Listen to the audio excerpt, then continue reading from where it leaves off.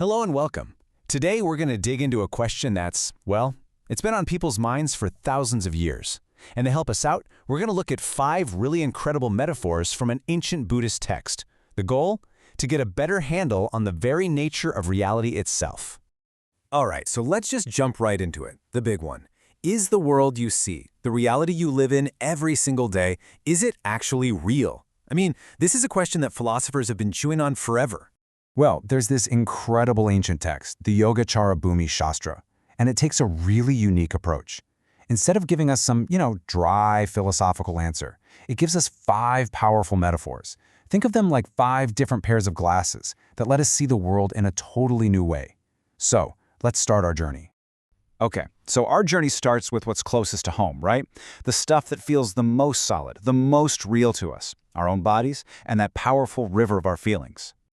So the first metaphor is pretty wild. It says, form is like a clump of foam. And when it says form, it's talking about our physical body, and really the whole material world. I mean, it seems solid, doesn't it? You can touch it, you can feel its weight, but this text is telling us, hey, look a little closer. So why foam? I mean, what's the connection? Well, think about it. Our bodies are always changing, right? There's this constant flux. Cells are born, they die, we grow, we get older. It all comes from countless conditions. The food we eat, the air we breathe, and just like you can't grab a handful of seafoam and shape it into something permanent, our bodies don't have some fixed, unchanging core. They look solid, but really, they're just this dynamic, ongoing process. A lot of our stress comes from wanting this process to just stop and stay the same. Okay, so that's the body. Now let's turn inward. The second metaphor compares our feelings, happiness, sadness, anger, all of it, to something super fragile, a water bubble. Just think about it for a second. A feeling pops up when our senses connect with the world, kind of like how a raindrop hits a puddle and makes a bubble. You hear a nice song, someone says something mean, you see something beautiful, boom, a little emotional bubble is created, and just like a real bubble, it pops. It's gone almost as fast as it appeared. And this just nails the core idea. Our feelings, good or bad, they aren't solid things. They totally depend on what's happening around us, and they are, by their very nature, super short-lived. So much of our struggle in life is us trying to grab these bubbles, right? Trying to hold on to the happy ones and desperately swat away the bad ones. And man, is that exhausting. And in the end, it just doesn't work. All right, let's go another level deeper now. We've talked about the physical and the emotional, so now we're moving into the cognitive stuff, how we think and how we actually build this idea of who we are. So, metaphor number 3, perception is like a mirage. Now, what do they mean by perception? It's basically that part of your mind that's constantly labeling everything. It's the voice that says, oh, that's a tree, or I like this, or watch out for that. And why a mirage? Well, you know how a traveler in the desert might see what looks like a beautiful lake, but it's just shimmering heat? Our perceptions are kind of like that. They create this super convincing picture of reality, but so much of it is just our own projection. Our thoughts just flicker and change, creating all these stories and judgments. And we end up believing in a version of reality that, if you really look at it, isn't as solid as it seems. And when we chase after these mental mirages like they're the real deal, well, that's when we get lost. And that leads us right into our 4th metaphor. This one's about something the text calls formations. It's a bit of a tricky word, but it basically means our intentions, our habits, all those deep-seated patterns, and maybe most importantly, our whole idea of having a solid, stable self. So how do they explain this? They use this fantastic parable of the banana tree. You see a banana tree, and it looks pretty solid, right? But if you start to peel it layer after layer after layer, what do you find in the middle? Absolutely nothing. There's no hard core. The text says we should do the exact same thing with our sense of self.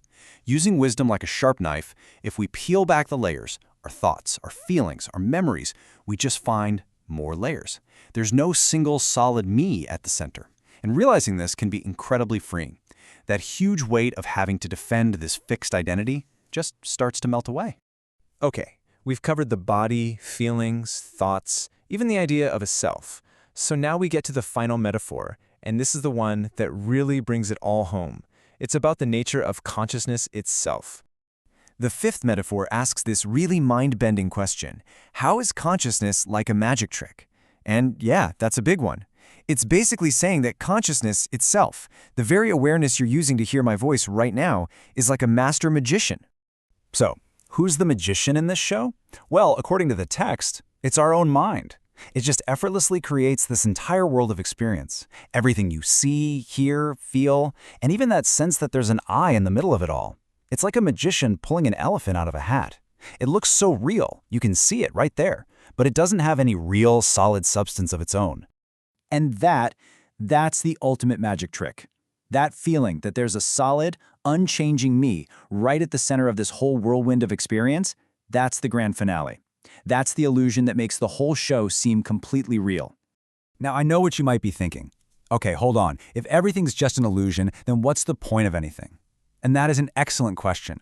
But what the text shows is that this understanding doesn't lead to, giving up. It actually leads to something incredibly practical and freeing. See, the whole point of these metaphors isn't to say the world is meaningless or to make you depressed. It's actually the complete opposite. It's about finally seeing clearly how things really work so we can free ourselves from all the wrong ideas that cause us so much pain and anxiety.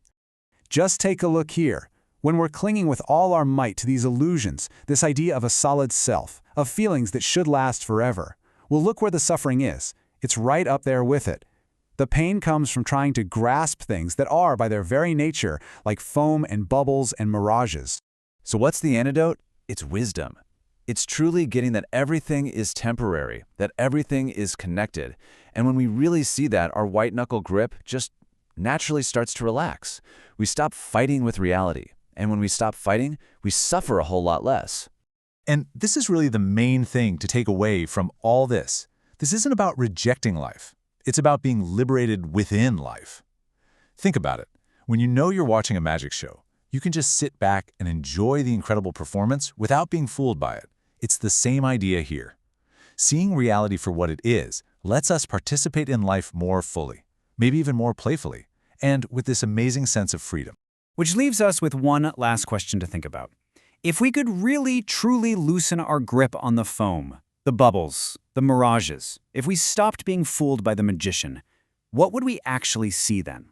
What kind of reality would open up? And that's a question these ancient teachers invite every single one of us to find out for ourselves.